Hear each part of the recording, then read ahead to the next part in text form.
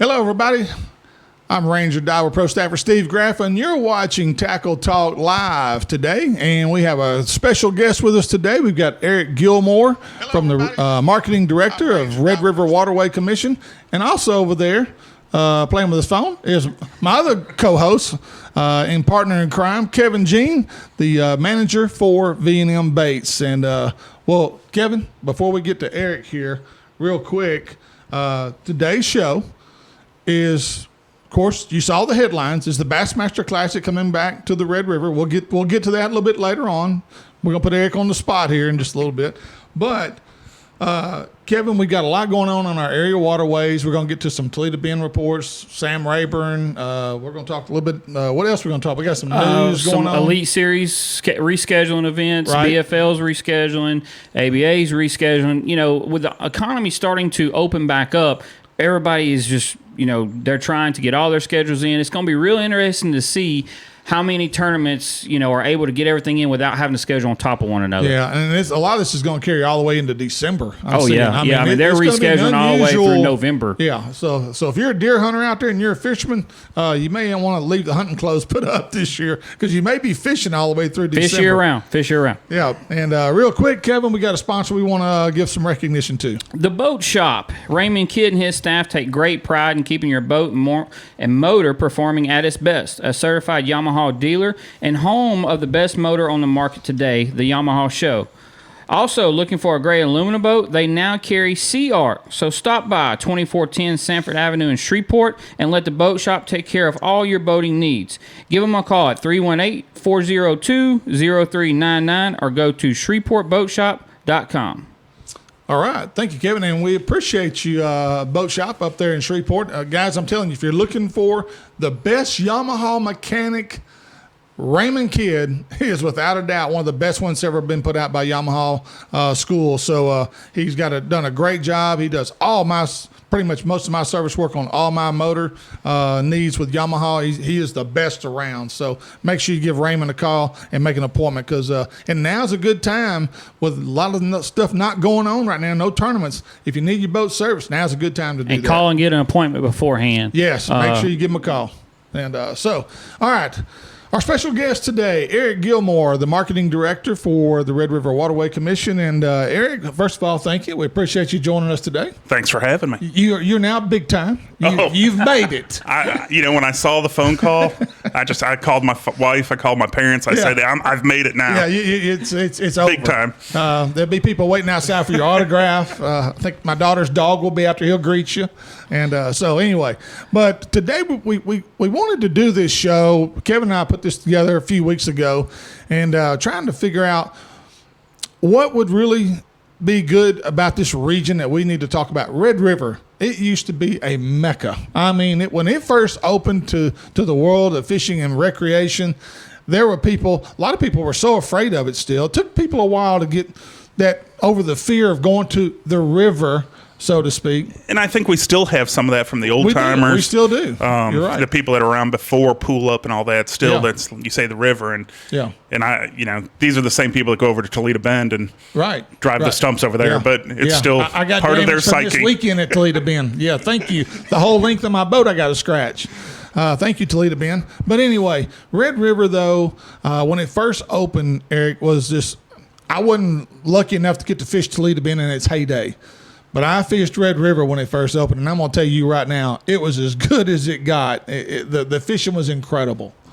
Yeah, and you think about it, it hasn't been that long ago. I mean, Pool Up was in '94, I think, up in Pool 5. Yeah. And you know what was amazing? It was just like the heyday at Toledo Bend, is you had all that hardwood growth. You still had all those submerged trees and all that, and hard bottoms in a lot of places. And building the revetments, the waterway, the J. Bennett Johnson Waterway, was formed with a dual purpose of navigation and recreation. Exactly. So you've created that 9-foot channel all the way from the Mississippi to the port of Shreveport as of right now. Right. So you've had a lot of that traffic, but those revetments and dikes, they moved the silt around, and they filled in some of the hard bottoms. Some of the oxbows disappeared that were so great just on natural occurrence. But, there's still pockets out there that people find, and there's still some great fish out there. Oh, there are. Well, you know, back in 2000, I was here in Natchitoches from 2003 through 2007, and every major tournament circuit there is, from the Classic to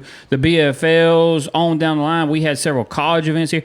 Everybody, every tournament circuit came to Red River. And we have great relationships with all those circuits. They all remember that. Yeah. And they know how great of a tournament can be put on anywhere from Shreveport, really down through Pool 3. Pool 1 and 2 may not be the best bass fishing, but we've been looking at organizations that are in catfish and other different types of things, because you've got, if you want to go, they call it a Louisiana sleigh ride, go get you in that kayak and catch one of those big catfish down south, and you can go for a good ride. And you can have your hands full, too. One of the things that happened, I know when I was fishing the old Everstart circuit, which was the second tier below the FLW Tour, now it's the FLW Series. Toyota Series. And but when I would call in to FLW, the lady, when I told her where I was from in Natchitoches, she would say, "Oh, you're kidding me. We fight over who gets to come to a Red River event. They loved coming here." And I want to get back to that again. And that's something we work on every day. And I will say, we communicate with all the tours. Fishing's taken a little bit of a change here with MLF, and just everything evolves. Right. But we've had big events. A lot of people. Last year we had something different up in Shreveport. You had a bow fishing. You had the national bow fishing. Kayak. And it was, last year we had the kayak national championships, but that bow fishing was unbelievable. How much, and with the invasive species, that's the bow fishing. A lot of people think of bow fishing but getting rid of some of those invasive species, some of those gar, those Asian carp, other things that are taking away some of the sport fish and the bait fish. Yeah. That's a great resource too. But we had 100 and some teams up there. Yeah. In that bow fishing. Yeah. And those are some impressive rigs if you haven't seen those. Well, you just said, everybody wanted to come, as you said, Steve, but you have Shreveport, right there with the facilities they have. Yeah. Everything right there, almost downtown Shreveport, to Natchitoches with the food that we have here. Me and Steve can attest to that, to the size that we are. Exactly. And just the facilities, your boat ramps, plenty of room. If we can just get things back to like they were. Now, saying that, all rivers go through their ups and downs. Arkansas River does. Everybody does. It's a constant change. But let's talk a little bit about what happened with the 100-year flood and kind of where we're coming back from that with Red River here. Okay. The 15-16, we had an incredible event. We had water, and everyone knows about it, how high it got. It changed. We're talking 30 feet of water. Yeah, it was. I mean, if you've been out to Grand Ecore, I know here, that floating dock almost came off the pylons out there. It was within inches. Right. So what that did is the water jumped a lot of the rock revetments, a lot of the control structures, and it filled in. It brought silt into areas in some oxbows that had never had that kind of silt. And so you had a lot of things that were filled up, and it just changed the whole dynamic. I know we've talked about the jungle. You used to talk about places that you would go jungle that were and Pool 4. 12 foot deep that are now a foot deep, and places that were a foot deep that are now 12 Silted foot deep. In. Yeah. I looked at it from a competitive perspective as a marketing person, saying, "Hey, we've now got a new competitive environment. Right. You don't have the local knowledge. You don't have, like Ott Defoe going to Tennessee last year in Nash. Everyone walked in the Classic saying he's going to win, and guess what? He won. Yeah. Now, that doesn't always happen with the local fishermen, but when you've had people that fished so many events, because we were having, like you said, we had world-class events, BFLs, Classics, the ABAs, the Ray Scotts, everybody you was name here. It has came to here. Red River. Fishers of Men, you had every organization you could that had been on the Red River. And so, I think you got a little bit of fatigue at the beginning. And what was great about the Red, that was before my time with the commission, but talking to folks is it wasn't that you were necessarily going to go out there and catch a trophy fish, but you could catch good fish bunches, all day long. Bunches. And so it was extremely competitive that 6-pound fish or the 7-pound fish that was your winner fish, but you could have a full bag of everything big. So, well, I remember again. I told you this story. I told you the same story before. Talking to some guys in Arkansas River. This was probably early 2000s, and we were at the old Clark's Marina, which was the first marina on Red River. everything went out of Clark's. I mean, every major event until Red River South came to be. But the guys from Arkansas River have been in where we were. They have been there before, and they told me, get ready, because all this backwater fishing you guys have now, we had that on Arkansas River years ago. Now they're farming those same pockets because they all silted in over time. Do you see that continuing to happen over time, that we will eventually lose those backwater pockets?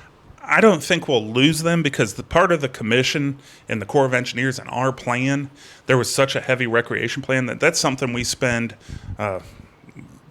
hundreds of thousands, if not millions of dollars a year, keeping those backwaters open. Right. You know, if we didn't do anything, those oxbows would be cut off. Yeah. Powhatan's a great one. I don't know if you've been out there by the mill. You know, we've had to go in there because the paper mill out there was running out of water. Yeah. Because when it drops, and we've had to go move 6 foot of silt above water line. But that is a commitment. There's several. I'd say 90% of the oxbows the commission takes care of ourselves. In fact, with the dredging. How many dredging crews do you have? 1 or 2? We use 3 or 4 different companies right now on Oxbow. There's been some new players, so we've been able to.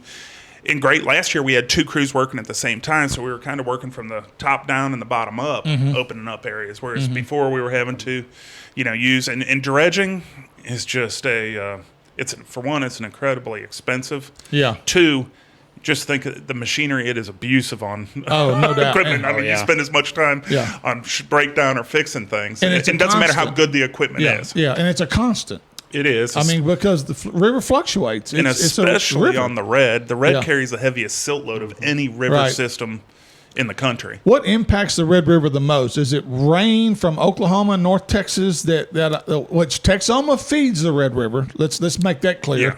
When they open the locking dam at Red River, Texoma, that water, we've actually figured out when the water starts to rise, it's about 6 days for that water to get from Texoma Dam all the way down to Pool 4. It is, and a lot of it with that rain. So you have a couple situations. If the rain falls in that area of Oklahoma, Arkansas, before basically west of Texarkana, you have a lot of your flood control lakes up there. You've got the Texoma, you got the Millwoods, the Hugos, Lake of the Pines, and the water can, they have ability. Yeah. If it falls in Texarkana, there's no stopping it. Yeah. And that's the biggest, when we have these huge fluctuations, that's typically the worst place that we can see. That's the impact for the Red area, because there's no control from there. So when you look back at 16, we had 24 inches of rain in 24 hours in Texarkana. Wow. The river was already high. So when you look at, we already had high water, but if you remember, Alexandria in that 16 was much worse than 15. Because we had the highest water marks in Alexandria and in these backwaters, because the river was already high. Right. So going where it drains through Kisatchie or drains out that way, it was just backed up. So you saw a lot of the sloughs and a lot of the bayous get filled up. But it changed the landscape on Red River. I remember when you backed your boat in at Coshada, under the bridge at Coshada in Pool 4, there was a tree line on the opposite bank over there. That whole tree line was gone. It wiped it out. That's how much of an impact that 100-year flood had on us. And if you go, I've driven up to going to Oklahoma or up to Texoma, and you go over in Paris, Texas. Right. I've been where you across cross. Yeah. In the summer, you could walk across it, the Red River. Yeah. You're right. And then when the rain comes, it looks like you're dealing with a level 5 Mississippi River, level 5 water rapids. So that you don't see that as much once we get into control now. Right. One thing that is a possible exciting thing is there has been legislation to work on a study to extend navigation to Arkansas. Okay. So further up with the locking dam. So you would create another locking dam 6 north of Shreveport. So you would have breaking news on Tackle Talk Live. So would that be between Texarkana and Shreveport? Yes, it would be to Texarkana. Navigation that's the plan with the Arkansas River Commission put in to complete that study. Yeah, they've had you've got to hit certain benefit cost ratios for navigation, all that, but so that's probably at least 10 years away. There's no telling. It depends on how the money comes. Exactly. A big push for that is getting to Texas. Yeah. You know, the problem when you think of the Red River and you think of our geography on that avenue is the Red River basically goes a little hook into Arkansas. It's a very short stretch. So what is the benefit to Arkansas? Right. And while they want it because it could help with irrigation, there's a lot of, you know, Agricultural needs. agriculture aspects, other aspects to And that. probably But- southeast Oklahoma as well. But if you follow the Red River to Texoma, if you went to now, this will be probably after our kids are Right. our age or Grown, longer. gone, Even yeah. possible is, you know, the full navigation of the Red River could extend to a inland port of Dallas. Wow. So when you start thinking from a commerce perspective, Right. Yeah. and when you get to Texas, Texas has a lot more resources, but there's also when you think of being able to take barges to Dallas, just you know, Right. in that Texoma, which is when you for us here in Natchitoches, we look at Texoma from Dallas as a haul. When Right. you live Oh, in yeah. when you Yeah. live in a city, Yeah. that's you know Yeah. Prosper. I've got friends in Prosper. I ask them what it's Right. like living in Oklahoma, Yeah. Yeah. but that's a suburb of Dallas. Right.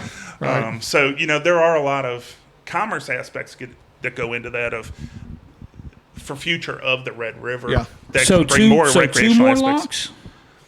For Arkansas, I believe there's one, Right. possibly two. To get to Dallas, you're talking 15, Oh 20. yeah. Yeah. A lot You more. know that's been Yeah. they haven't even gotten. But to I'm it talking in about, you know, feasibility. that just going Arkansas is one there, At least one. and then to Texoma. Texoma there'd be several more. I got you.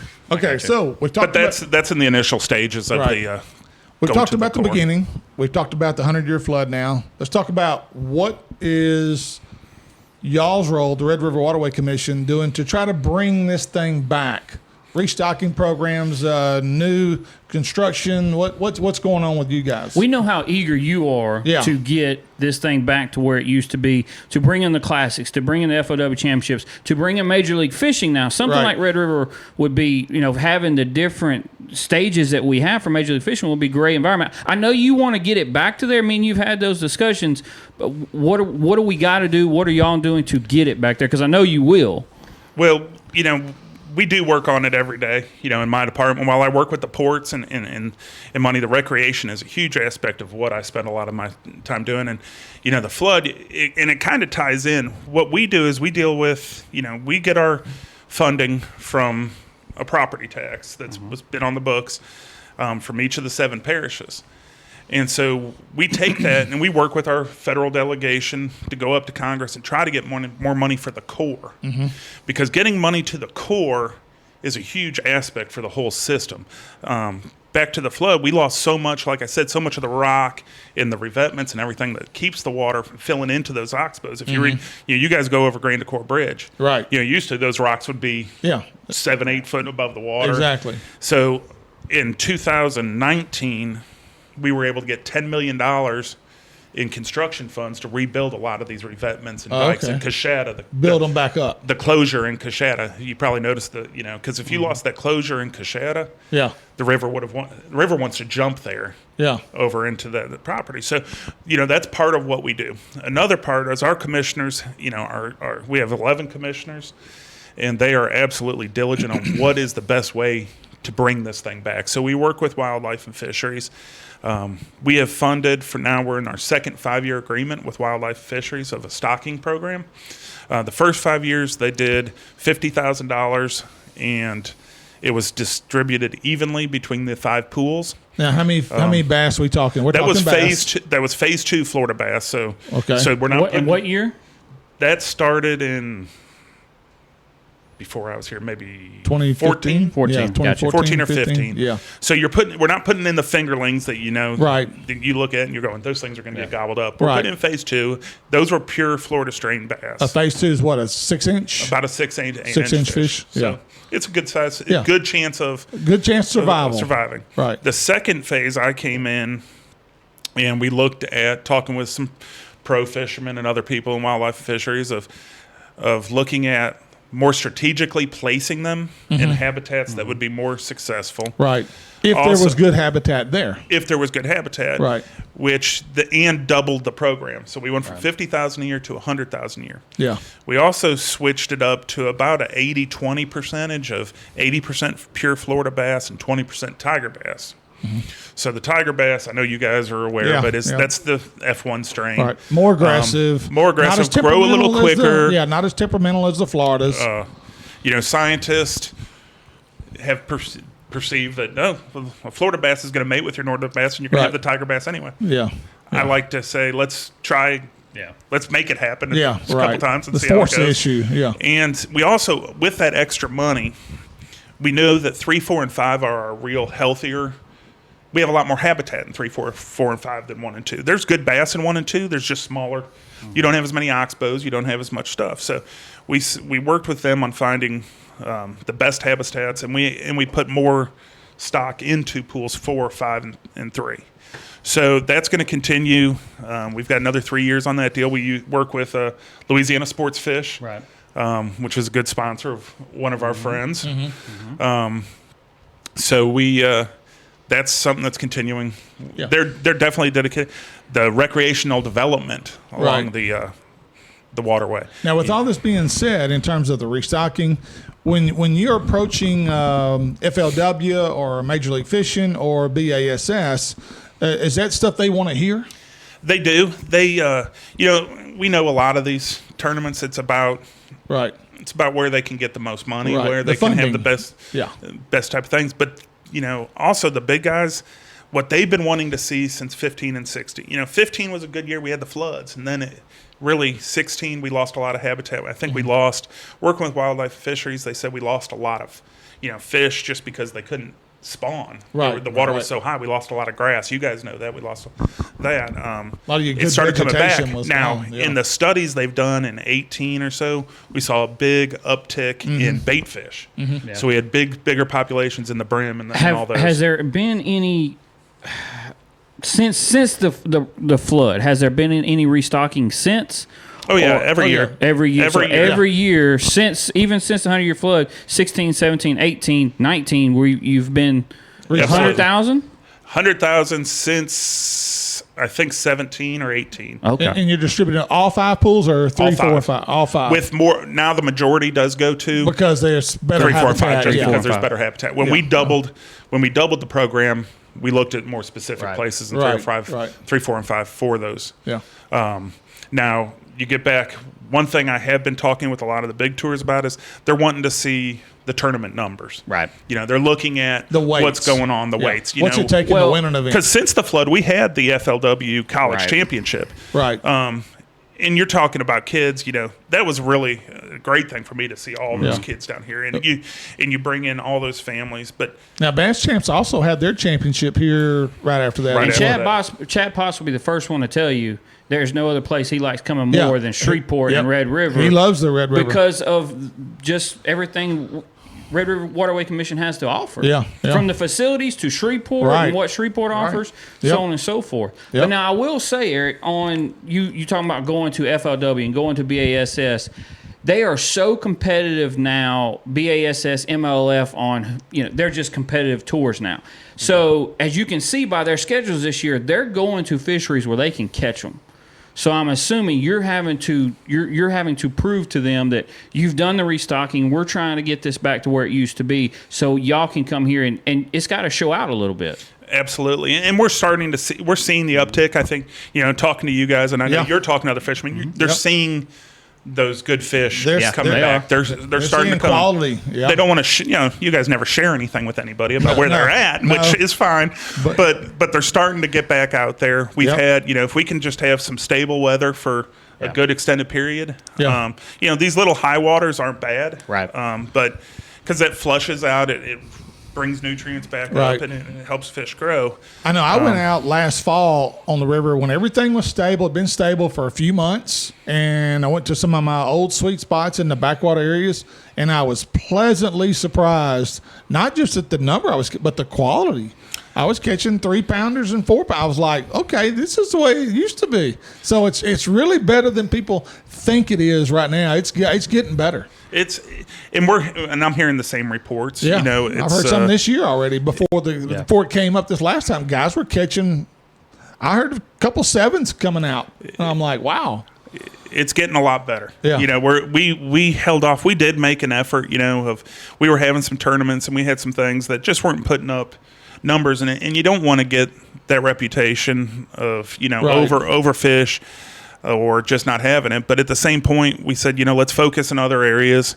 Let it recover. Yeah. I mean, when you take a beating, you've got to recover. Yeah. And I think we've done that. We're getting to that phase. We had the kayak bass fishing nationals last year. It was another high water period. They were split between Caddo and Cross and Right. and us. We Right. gave an extra prize, and we had a lot of people that went out to Yeah. the Red. We had a Red River Championship. We Right. worked with them on the no man's land. Yeah. I don't know if you've ever talked to your guys about that with kayak bass fishing. They have a no man lands tournament where got online stuff with Chad Hoover and KBF. Great organization. Big fan of Chad and what he does. So they do a lot of those virtual tournaments because it's take Right. a photo, they catch can photo, get and release. so much more entries that Right. way. What are some other projects? I know, Eric, there's one project that me and you talked about real briefly one day, and I'll bring it up again. One thing I would like to see, a good example, in Pool 4, the Sullivan's Pocket, which is on the east side of Red River if you're running up, there's what they call Snake Alley that runs all the way back to the main river. Well, when the jetties were built back up, they cut that flow off through there. And they said, according to the Arkansas River guys, that's what happened to them. Backwater flow got cut off. Is it possible that we could maybe put a gate at the mouth of that to open it up to let water flow through from time to time? I'm not familiar with that spot. That's something that we can always go in if it's part of the inundation and it's part of the river. We look for spots that we want to keep recreation open. We don't want to let if those oxbows can silt over or close off. Sometimes it reverts to being private lakes Right. at that point. That little creek or river called Snake Alley it is so important to the survival of the back of Sullivan's area because it keeps the pocket flushed out. Mm-hmm. And right now, there's nothing to do other than a big flood, which is really dropping silt more in there. So and now I'm trying to place myself back there and I understand what you're saying. It's Right. just built up to the point, with high water, whatever it's built up that it's blocked it off. Yeah. That's something I can get with our engineer and look at our land guides and say, hey, this is a spot I'm hearing. And that's what I do. Yeah. When I hear that from you guys, let's go look at this and see if that's something. We looked at Colfax. You used to be able to launch from the Colfax side. Now, there's no way. Yeah. I mean, you'd spend all year there trying to dig that back up. Exactly. And you have access. You just have to lock through. It's, Right.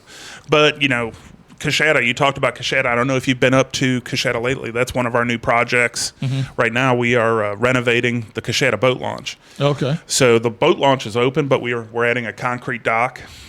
We've added flumes to both sides of the boat launch because if you remember, there wasn't anything. Mm-hmm. You'd have to launch and go to the dock. So if you've been to our Stoner and Teague launches that are the brick or the concrete docks, that's going to be the same sheet pile wall construction there. We just finished the Boyce recreation area. We finished 2 playgrounds down there and a floating dock. Right. So we have a floating dock facility. Unfortunately, the dock was out there for a short time, and there was a barge incident, but they are replacing that this week, so that floating dock will be back up. So where are you with talking for the future events? I mean, I'm not going to put you on the spot and say what do we have coming, but how is it being received on their end about coming back to Red River Waterway Commission? All levels. Is there a chance the Classic will come back to us? I wasn't going to go there right there, but Steve did. So is there a chance? Let's just go ahead and cut to the chase. Is there a chance we will have a Classic? I will say, working with the Shreveport-Bossier Sports Commission, working with the governor, lieutenant governor, everybody wants the Classic to come back to Shreveport. Including BASS. Our commissioners, BASS personnel. There's one thing I know. I see you at every Classic, everything. We've talked about it. It doesn't matter if you're in Knoxville, Tennessee, Greenville, South Carolina, wherever we go, everyone comes to our booth and says, man, that Classic was the best ever. Yeah.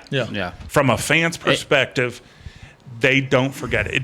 It didn't hurt. That's the truth. They do. No, they do. I believe that. And, I joke that we had the highest attended Classic ever, which we did until they threw in a free Jason Aldean concert a few years ago. Now, they do bring up that we had Zach Brown, but, hey, It is what it It is. is what it is. But now we are pursuing that. Absolutely. We are pursuing trying to do the Classic in the next 4 or 5 years. Absolutely. We are trying. I work with BASS. I met with their top folk there, and basically said, it's frustrating at times. They've taken a position the last few years. I think we've seen of trying to go to bigger cities. Right. You had Houston. You've had Knoxville, Shreveport. What's funny to me about it, from business perspective, is I've now gone to 5 of these things. Yeah. The people there, they're our people. Right. They're North Louisiana, Arkansas, Yes. Alabama. Right. That's our pocket. That's the nucleus. It doesn't matter where I You're go. right. There's people from Louisiana, Yeah. Shreveport, in South Carolina for the expo. So they Well, want to. And what we, for years we hear different things. Part of it. One year we were told we'd like to see it all on one floor. The convention center. It's all Right. about the expo. Right. He He can tell you some of his stories that I don't want to go into my stories. You don't want to go negative. You don't want to go negative of what happened to me this past year. So, and so when they were giving me this huge push at one floor, well, working with the Shreveport Sports Commission, we said, okay, let's think out of the box. We went and toured the GM plant. Yeah. Got 1 million square feet right off the highway. Yeah. it's right there. Unbelievable Yeah, right off facility. the I mean, interstate. you could have fixed that thing up. When they're telling me all on 1 square foot, we're like, that's a possibility. Yeah, Let's yeah. take a look. So we're not sitting on our hands, not Right, trying to do doing it. nothing. We did that. Well, then we go from that being told we want it all on one floor to going to Knoxville. Right. Yeah. When we were on 4 different levels in one building and 2 separate buildings. Right. We went to Birmingham this year, which you were upstairs in the attic. Yeah. I felt like I was anyway. I mean, you had multiple different rooms, and that's great that there's that many vendors there. Right. It's great if you're one of the vendors that gets the good spot. It's Right. not so great if you You're don't. not. If you don't get know the that traffic. they're up there, you're just trying Because I to will see say, everything. I walked around. The 2 days I was there, I did have to leave because my daughter was in the state championship game, so I right. left early. Right. They won. But certain places you went, you couldn't walk. Then you go to other areas, and there was nobody there, and that's Yeah. not what you want. No. And that's not what Bass wants. And I will say that they are going to have to. The Bass got some very negative feedback from that Classic, from the Expo this year, and how it was done. Not only from myself, but a lot of people that spent the same amount of money for people that was on the first floor that got everybody that saw everybody that came through the doors compared to people that was on the third floor, which nobody knew there was a third floor. Right. Well, I think BASS has learned their lesson too. Right, that's what I'm saying. When it comes to the big cities like Houston or New Orleans, the Classic gets lost in those kind of places. Whereas you come to Shreveport or Birmingham, you are it. You're the show. I mean, everybody knows why you're there. But if you go to those big cities, I know even from the anglers' perspective, they didn't like the Houston Classic. No, that was one of the worst classics. That was the worst. I've been to the last 7 or 8 years. That is the worst classic that I've been to. Now, I will say Knoxville went over well, kind of with what you're saying. Right. Logistically, it's just a nightmare. Isn't it? That's what we do here. Shreveport, East Texas, right. South Arkansas. Yeah. We are a fishing community. Houston's not. No. I would, and you're right. Every classic you go to, man, that Shreveport Classic, man, that was just. Right. It was awesome. It was one of the best ones we ever been to. And I think people at Bass, as you said, they want it coming back to Shreveport. Yeah. As we do, Right. I think it's going to happen. Yeah. I think so too. And our commissioners, they're absolutely supportive. They tell me all the time, go see what we can get. Bring in, let's look at it. Part of it, being a political subdivision of the state is, a big part of these things for us, is about return of what we bring economically to the community for these events. The Classic, it's a $40-45 million Right.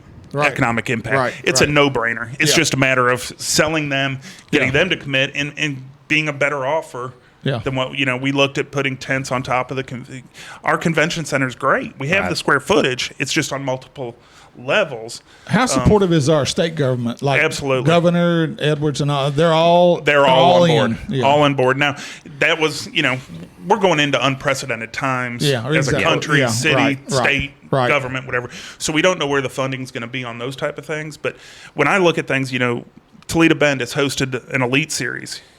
We can get an elite series on the Red River basically whenever we wanted one. Right. Within reason, I would say. Yeah.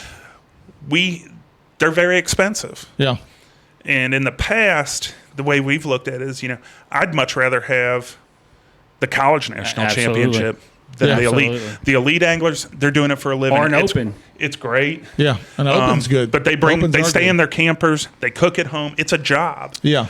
When you bring in when we brought in those 350 college anglers, they brought in mom, dad, grandpa. They were there for 2 weeks. Exactly. BFL All-American. Every family, that's their vacation for the week. So, in a lot of ways, those. So it's that tier or a classic? Yeah, it's kind of that tier, Even in Natchez, we've hosted some regional college events that have been overwhelmingly successful here in this community. Absolutely. And so, and then there's a lot of great opportunities. Like I said earlier, you've got these crappie tournaments now have gotten huge. Oh, yes. And I know with baits and everything else. I mean, it's a different animal. It's a big market out there. The catfish tournaments, the kayak fishing. If you notice, every organization is now, you had KBF, which kind of was the big dog out there, and then all these organizations are trying to. So, you've got all these things, but KBF, they brought about, I think, 300 or 400 to Shreveport, but they were here for 2 weeks. Yeah. And they were going all over the place. Right. And so those are the things from the community. So how can we fill up hotel rooms? How can we do this? And that's, Major League Fishing. We've worked with them. I've talked to them. We've known those folks for a long time that have left, that moved over there. Major League Fishing coming to Natchez just fits, in my opinion. Yeah. You got Black Lake, Cane River, Red River, Sibley. Right. So, and we've had this discussion, and I know we've talked about, from the commission perspective, what's the return? Right. What's the return? And the cups are great TV. Right. But a cup event, no one knows where they're going until 2 days before. You're limited on promotion. You can't promote it. It's really hard to That's what I was going to say. MLF's great, but the Cup Series may not fit what we need here. It's really tough to track those dollars back now. Exactly. Now the Tour Series, that's something I'm very excited and very an opportunity. Yeah. I think it's an unbelievable event for Natchez. We just have to get, everybody wants them right now. Right. They got all the big names. Have you had that meeting? We have. Have you scheduled that meeting? I have talked to them. We have met. We've put in. I know we can't go into much detail, but I can ask: have you had the meeting with BASS about the Classic? Yes. Okay. So we've had that meeting. We've had the MLF meeting. Right. We've had discussions, and we're in with. And if I know you sell the deal pretty well. I'm not going to say that. Just saying you sell the deal pretty well. It's got to work for everybody. Right. Well, and so, first of all, I want to say to you and the entire commission group, y'all do a great job. Yes. We can't say thank you enough because without y'all, none of this takes place. Somebody's got to be the spokesperson. Somebody's got to say, hey, look at us, Right. Well, and we can't do anything without those 11 guys. Right. I take my total direction from those 11 commissioners, and they are truly, a lot of people look at some of these commissions and this and that. The guys we have on them, and when you're so well represented because you have one from each of the parishes, and you got 4 at large, and you have guys that are totally committed to the economic development of this area. Right. I get a lot of people that'll say, well, I don't see any barges on that river. You spent how much money?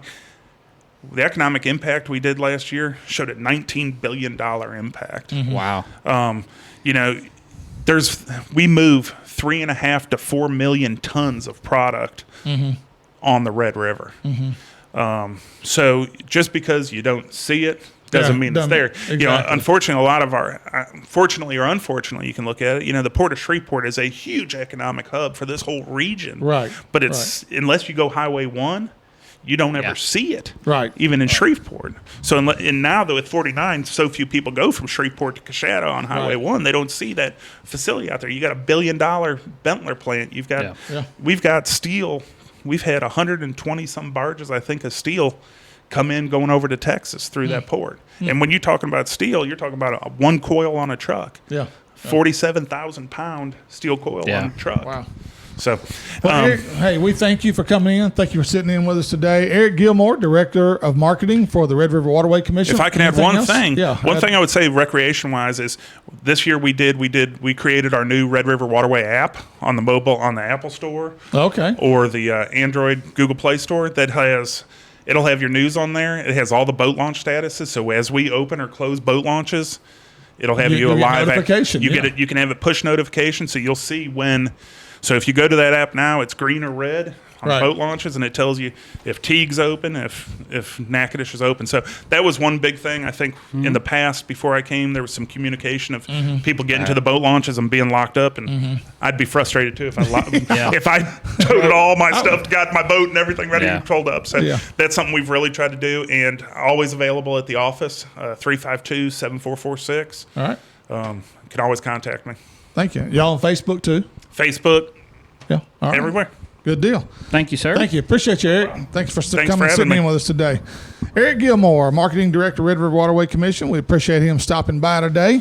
And so, Kevin, let's get to some of the latest news we got going on. Yeah, just a couple FLW. topics to kind of catch up on here. BASS is trying to reschedule the Sabine River event for November. It's not rescheduled yet. That's when but the main problem there is duck season. Yeah. If they do that event in November, a lot of water will be off limits. Right. So I know they're looking at that. And the fishing is going to be better. I talked to Corey Rambo from Rambo Outdoors down there in Beaumont, and he told me, there's no doubt the fishing will be a lot better. Fall fishing's good. The fishing is good late May on the river, but he said the fall fishing in November would be a lot better, right. But they're just really concerned about the duck hunting going Access on. areas, yeah. Correct. Okay. So they're looking at that. Hopefully we'll hear an announcement from that next week or two if that event's going to be moved. Also, ICAST, of course, has been canceled. We've talked about that last week with the effect of the industry and how that's going to, there'll be more virtual this year with promotion of new baits, new tackle. Probably more companies will take their own lead with that situation. Also, ABA, the American Bass Anglers Association, they have rescheduled their Bassmaster Open Series Southeast Texas Division has been rescheduled for June 21st, which was a makeup tournament for May 2nd. That'll be June 21st, and then the regular scheduled events the day before on June the 20th. So those are back-to-back days out of the same boat ramp, Humphrey Pavilion on Sam Rayburn, 20th and 21st of June. And again, one of those makeup. There's one more makeup that the date has not been announced yet. Chris Wayan is the director for that circuit. He will let us know when that is. And the Ray Scott National Championship with ABA has also been moved from April to the first week in November 1st through the 7th, which I believe is the week before the All-American. Correct. Is there. So at Lake Hartwell. And but anyway, in the BFL Lake of the Pines, the BFL has a lot of the BFLs are being rescheduled as we speak. June 13th was the one that was scheduled for the Cowboy Division, and so it's been moved to June 13th now. It's a makeup event. And one last time, Steve, we want to thank the boat shop again, Mr. Raymond Kidd and his staff over there. If you need your show worked on, they do trailer motor work as well. Yeah. Minn Kotas, I know they work on. So give them a call. He'll even upgrade your electronics. He upgraded Correct. my Lowrance units. Yes. And Raymond, they are really good. Yes. They're really good. Yeah, so make sure to give them a like on Facebook. Go in and tell Mr. Raymond Kidd we sent you. Give them a call. Check out their website. But you definitely support those guys. Support us. We would definitely appreciate it. And once again, thanks to Eric Gilmore for coming in with us, the Marketing Director for Red River Waterway Commission. We appreciate all the information we got today from Eric. And also make sure to like us and follow us on Facebook and our YouTube channel as well. And click subscribe on the YouTube channel so we can make sure that you're notified when we're going to be coming on live again right here at Tackle Talk Live. So if you want to continue to be a great angler, continue to watch Hooking Up. Wrong one. Tackle Talk Live. Excuse me.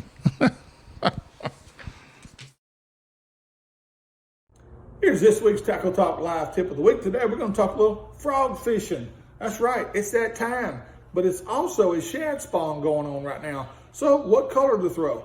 Throw something in white or a shad pattern like Sexy Shad. Anything in the shad pattern going on right now and heading into the month of May, because we got a little shad spawn going on pretty much all of our area lakes right now. Early in the morning, this is a great color choice, especially. They only last about 30 minutes, but hey, it's a great time to throw a white or shad-colored frog. Now, when to throw the popper? The popper frogs are designed mainly from this. You get a little chop on the water. It's a little rough, a little windy maybe. They garner a little more action. You still walk them back to the boat, walk the dog, but it's a great bait, creates a lot of commotion, and you can even insert rattles in some of these like I have in a few of mine. And if it's dark and cloudy, a little rainy, only one color to throw in my opinion, or a couple of colors you want to throw. Black, solid black is one of those. It's great. This one here's got rattles in it. It's just a great bait. And also, this is Rainforest by Spro. A great colors, black and yellow. Also a great bait when it's raining or cloudy. And and again, you want to throw these over your thick matted vegetation like your hydrilla, your lily pads, your hay grass. Right now, I know on Sam Rayburn, the hay grass bite is on with the frogs. So it's going to get better and better as we go on into May. So if you want to catch big fish, make sure you got a Spro frog tied on. That's this week's Tackle Talk Live tip of the week.